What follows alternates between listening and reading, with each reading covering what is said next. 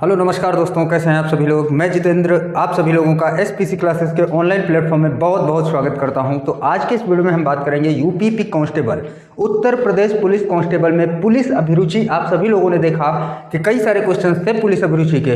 Police अभिरुचि में आपको बताना चाहूँगा कि पुलिस अभिरुचि आपका कोई भी टॉपिक नहीं है कि आप स्पेशली इसको ट्रिक के माध्यम से पढ़ लें और आपका काम हो जाए। तो इसके लिए आपको अपना दिमाग तेज रखना है और दिमाग से ही काम करना है, तो आपके आंसर सारे के सारे लगभग सही हो जाएंगे। तो बहुत ज़्यादा आपको कहीं से ट्रिक पढ़ने की जरूरत नहीं है। कोशिश करिए कि जितना ज़्यादा हो सके पुलिस की तरीके से आपको सोचना है। वहां पर होता क्या है, पुलिस अभिरुचि में आपको खुद पुलिस बन के सोचना होता है, और यही चीजें होती हैं जब आप कांस्टेबल बन जाएंगे तो आगे भी आपको काम देने वाले हैं। जैसे कि आपके सामने पहला क्वेश्चन आपको दिख रहा है, कुछ इसी प्रकार के क्वेश्चन भी आए थे आपके पेपर में। तो पहला क्वेश्चन आपको दिख रहा है कि एक पुरुष हाथ में बैग लिए सड़क पर दौड़ रहा है। ठीक है, बात एक पुरुष की हो रही है, और पुरुष क्या है, पुरुष जो है वो हाथ में बैग लिए सड़क में दौड़ रहा है। एक महिला उसका पीछा कर रही है, तो ये महिला है उसका पीछा कर रही है। ठीक है, पीछा कर रही है, हाथ हिलाकर इशारा कर रही है, चिल्लाने की कोशिश कर रही है, लेकिन जाहिर तौर पर वह विकलांग है।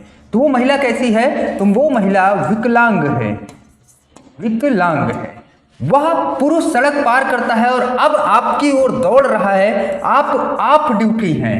ठीक है, तो बात समझना, आप कैसे हैं, तो आप ड्यूटी पे नहीं हैं, आप ऑफ ड्यूटी हैं और पुलिस की वर्दी में नहीं हैं और आपके पास कोई हथियार नहीं है। आप क्या करेंगे? तो आपके सामने चार ऑप्शंस होंगे। जैसे कि पहला ऑप्शन आपको दिख रहा है, आप शांति से पुरुष को हिरासत में लेंगे और महिला और पुरुष दोनों को मामले की व्याख्या करने के लिए कहेंगे, पहला ऑप्शन। दूसरा ऑप्शन आपको दिख रहा है, आप पुरुष को जाने देंगे, लेकिन देखें कि महिला को किसी मदद की जरूरत है या नहीं। तीसरा है, आप सड़क पार करेंगे और दृश्य के बारे में पूछताछ करेंगे, फिर अपनी कार्यवाही तय करेंगे। चौथा ऑप्शन है, आप महिला से संपर्क करने और आगे की कार्यवाही का निर्णय लेने से पहले पुरुष से निपटेंगे, उसे अक्षम कर देंगे। तो भैया देखो, आप अगर पुलिस में हैं और आप ड्यूटी है, लेकिन आपको पता है कि महिला का पर्स चुरा के आदमी भाग रहा है, तो आप क्या करेंगे, सबसे पहले पुलिस को पकड़ेंगे, हिरासत में लेंगे, उसके बाद पुरुष और महिला दोनों लोगों से आप पूरे मामले की जानकारी करेंगे कि आखिर मामला क्या है। तो आपका यहाँ पर ऑप्शन कौन सा सही हो जाता है, ऑप्शन नंबर ए, यानी कि पहला वाला ऑप्शन आपका यहाँ पर बिल्कुल सही तरीके से करेक्ट हो जाता है। चलिए नेक्स्ट क्वेश्चन की बात करें, तो अगला क्वेश्चन आपके सामने ये रहा। क्वेश्चन को बहुत ध्यान से पढ़िएगा और ध्यान से ही समझिएगा, बस पढ़ते पढ़ते ही आपको आंसर आ जाएगा और आप यहां पर इसका उत्तर दे पाएंगे। नीचे दिए गए प्रश्न का उत्तर दीजिए। निम्नलिखित में से किस स्थिति में पुलिस कर्मियों के हस्तक्षेप की आवश्यकता होगी? तो यहां पर कह रहा है कि ऐसा कौन सा मामला है जहां पर पुलिस कर्मी जो होगा वो अपना हस्तक्षेप कर सकता है। तो पहली चीज आपका पहला ऑप्शन है, पार्किंग के लिए दो युवक मारपीट कर रहे हैं तो भी पुलिस वहां पर अपनी दखलंदाजी दे सकती है। दूसरी चीज, बंदूक की नोक पर एक बूढ़े से उसका थैली और सोने की चेन मांगी जा रही है, तब भी वहां पर पुलिस की आवश्यकता होगी, उसके हस्तक्षेप की आवश्यकता होगी। तीसरा ऑप्शन है, एक राजनेता चाय की दुकान के मालिक को मुफ्त में सेवा देने के लिए मजबूर करता है, तो यहां पर भी आपको पुलिस की हस्तक्षेप की जरूरत होगी। आप राजनेता की तरफ से नहीं, आप दोनों के मामले में आप चाय वाले की तरफ से आपको न्याय करना है यहां पर। तो उपरोक्त चारों में से पुलिस, उपरोक्त सभी यानी कि तीनों ऑप्शन में आपके पुलिस के हस्तक्षेप की आवश्यकता होगी। तो यहां पर आंसर क्या करेंगे, उपरोक्त सभी। चलिए आगे वाले सवाल की बात करते हैं। तो अगला सवाल ये रहा, सवाल को समझिएगा।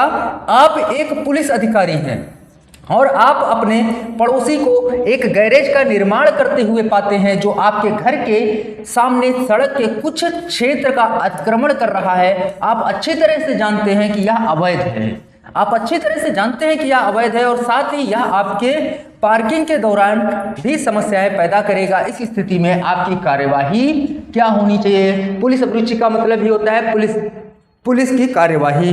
तो अब यहाँ पर पहला ऑप्शन है, पड़ोसी से लड़ेंगे। भैया बिल्कुल नहीं लड़ेंगे उससे, आप क्यों लड़ेंगे? आपका जो काम होगा वो आप करेंगे। आगे देखिए, अपने मोहल्ले की नगर पालिका को फोन कर अवैध निर्माण की जानकारी देंगे। आगे भी ऑप्शन पढ़ लेते हैं, अपने राज्य के मुख्यमंत्री को स्थिति से अवगत कराएंगे। तो भैया छोटी सी बात के लिए आप सीधा मुख्यमंत्री के पास नहीं पहुंच जाएंगे, चौथा ऑप्शन है अपनी टीम के सदस्यों को कॉल करेंगे और तुरंत गिरफ्तार करेंगे, ये भी नहीं। आपका काम क्या होगा, अपने मोहल्ले की नगर पालिका को फोन करके अवैध निर्माण की जानकारी देंगे। आगे का जो काम होगा वो कौन करेगा, तो आगे का काम नगर पालिका आपकी करेगी। चलिए नेक्स्ट क्वेश्चन की बात करते हैं। तो अगला सवाल ये रहा, यहां पर देखिएगा क्वेश्चन में क्या कह रहा है, आपको एक पुलिस अधिकारी के रूप में एक नए राज्य में स्थानांतरित किया जाता है। आपको वहां के स्थानीय लोगों और स्थानीय पुलिस से संवाद करने में बहुत कठिनाई होती है। इस स्थिति में सबसे तार्किक दृष्टिकोण क्या होना चाहिए?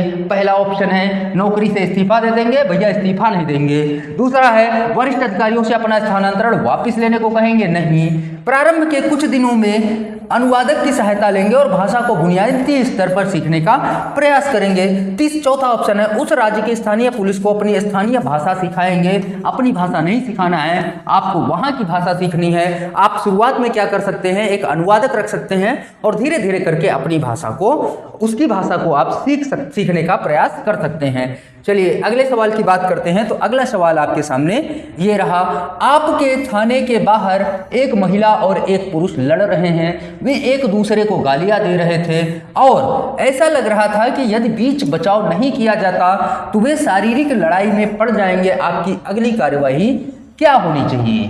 तो पहला ऑप्शन है आपको पुलिस के खिलाफ एफआईआर दर्ज करनी चाहिए, क्योंकि महिलाओं के प्रति धैर्य रखना पुरुष का कर्तव्य है। कह रहा है आपको पुरुष के खिलाफ केवल एफआईआर करनी चाहिए, क्योंकि महिलाओं के प्रति धैर्य रखना पुलिस का कर्तव्य है। दूसरा ऑप्शन देखिएगा, आपको महिलाओं को एक पुरुष के प्रति ढीठ और अपमानजनक होने के लिए गिरफ्तार करना चाहिए। तीसरा ऑप्शन है आप उन्हें शांत रहने के लिए कहेंगे और पुलिस थाने में अपनी शिकायत दर्ज कराएंगे और किसी भी प्रकार का हंगामा न करने की चेतावनी देंगे। और चौथा ऑप्शन भी आप पढ़िएगा, तो आपको उन दोनों को सड़क पर लड़ने के लिए गिरफ्तार करना चाहिए और एक दूसरे से माफी मांगने के बाद ही उन्हें रिहा करना चाहिए। तो ये गलत बात है, आपको ये थर्ड ऑप्शन चूज करना है। आप उन्हें शांत रहने के लिए कहेंगे और पुलिस थाने में अपनी शिकायत दर्ज कराने के लिए कहेंगे और किसी भी प्रकार का हंगामा न करने की चेतावनी देंगे। तो आपका राइट आंसर कौन सा हो जाएगा? Option number 3। चलिए अगले सवाल की बात करते हैं। तो अगला सवाल ये रहा, सवाल में देखिएगा क्या कह रहा है, आप एक ऑफ ड्यूटी पुलिस अधिकारी हैं और वर्तमान में बस की कतार में खड़े हैं। आपने देखा कि एक व्यक्ति एक बच्चे को परेशान कर रहा है और कतार में उसका स्थान ले रहा है। आपकी तत्काल कार्यवाही क्या होनी चाहिए? तो पहला ऑप्शन है आपके सामने, बच्चे को प्रताड़ित करने वाले को पीटेंगे। नहीं भाई, पीट नहीं सकते आप तुरंत। बच्चे को इसे चुपचाप सहने के लिए कहेंगे, ये भी गलत है।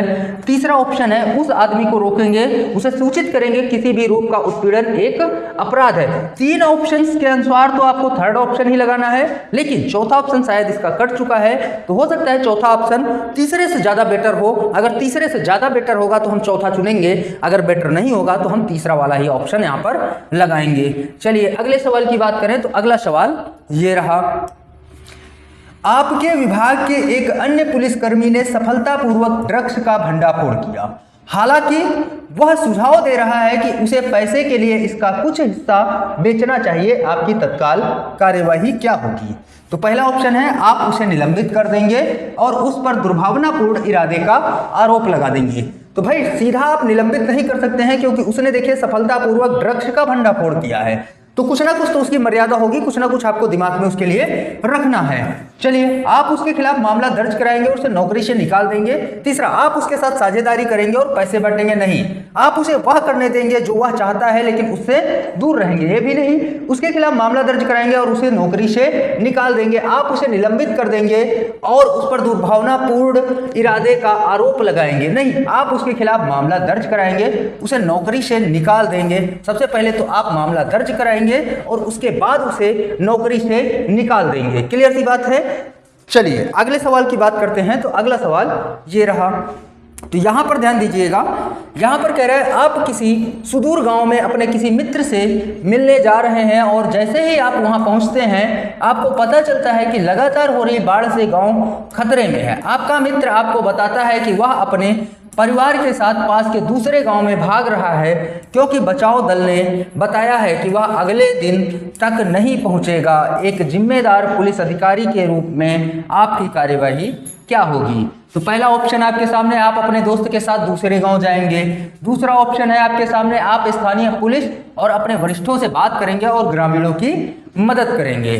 तीसरा ऑप्शन है, आप सभी ग्रामीणों को एक जगह इकट्ठा होने के लिए कहेंगे और बचाव दल के आने तक रुकने के लिए कहेंगे।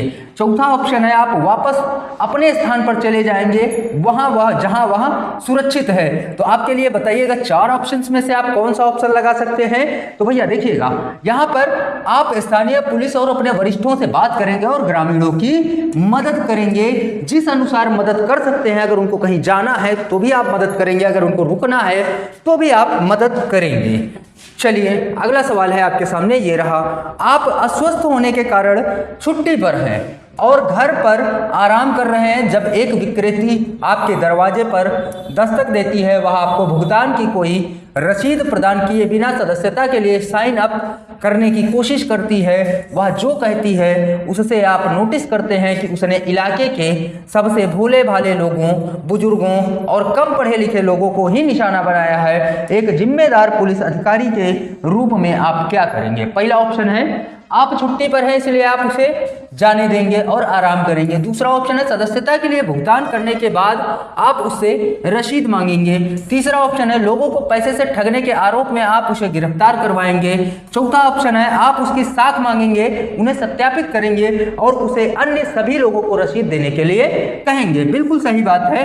सबसे पहले आप उसकी साख मांगेंगे, यानी कि आप सबूत मांगेंगे कि क्या आप जो कर रहे हैं वो सही है। उन्हें सत्यापित करेंगे कि ये जो सबूत इसने दिखाए हैं वो सही है कि नहीं।